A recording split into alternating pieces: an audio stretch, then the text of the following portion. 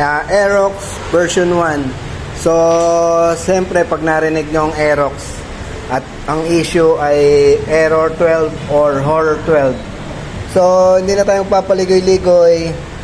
Dati na tong ginawa, nirekta, hininang, pinalta ng CPK. Yan o, kung pansin nyo, nakarekta na siya.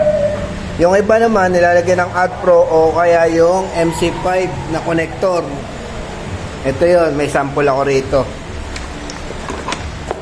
Ito, yan, may mga connector sila na ganyan sa mga horror 12 na nakaka-encounter sa kanilang unit ng Aerox o NMAX.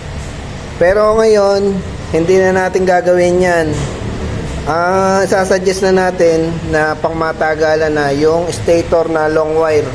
Mamaya ipapakita ko mga ka-works kung ano yung itsura ng long wire na stator. Maganda yun kasi nakarekta na, wala dito sa ilalim.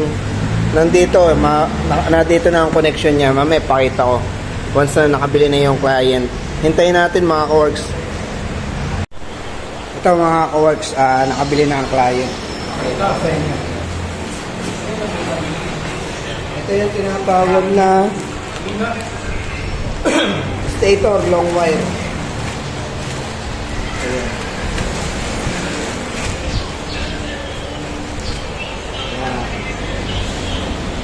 Ayan mga ka-works. Almost kwento, mga kulang-kulang na isang dipa o may na isang metro. So itong kagandahan nito, may kasama na ito si PK. Tapos yung terminal niya nakarekta na. Mamaya pakita ko sa inyo pag naka-install na. So ang pinagkaiba sa original, ito yun. Yan. Yan ang original niya, maigsi. Sa version 1. Original din naman to. Yun nga lang, pang version 2 na to, long wire kung tawagin. Pakita ko mamaya pag naka-install na.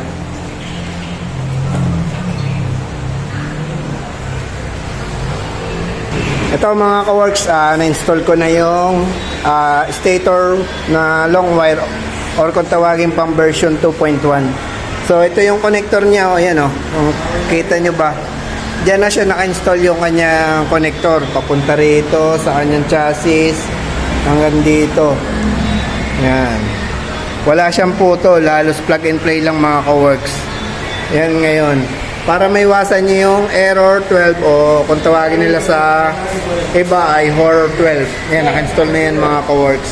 So, hinihintay ko na lang mabuo to. Pinakita ko lang sa inyo mga ka-works kung paano. Yan o, wala siyang putol. Yan. Balikan ko kayo mga ka-works. Set up ko lang ang mga body cover niya. Bali ngayon, wala na siyang error 12. Napalitan ko na ng stator na long wire. Pangmatagalan na to kaysa dun sa terminal na papalitan tsaka yung CPK. Ito yung pinagpalitan niya. Yan, yung dati na in-extend. Tapos nilagyan ng nirekta na hininang, kaso ganun pa rin. So ito, pangmatagalan na, okay na to. Start natin. Okay na yan, bibigyan na lang natin sa client. So yun lang mga ka-works, mag long wire tayo, version 1.